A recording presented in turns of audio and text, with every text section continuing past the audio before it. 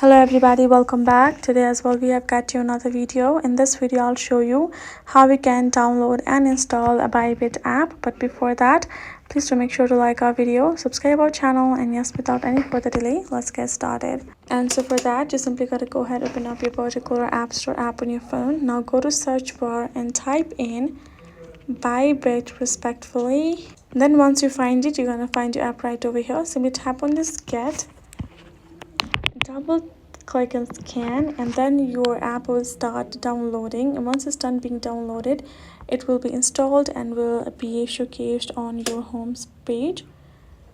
Now wait till the downloading completes, and now once it's done, tap on this open option, and there you go, your app is done being installed and downloaded. Now you can add in your credentials and use it however you like. So that's how you can do it. Hope this video was helpful to you all. Thank you so much for watching.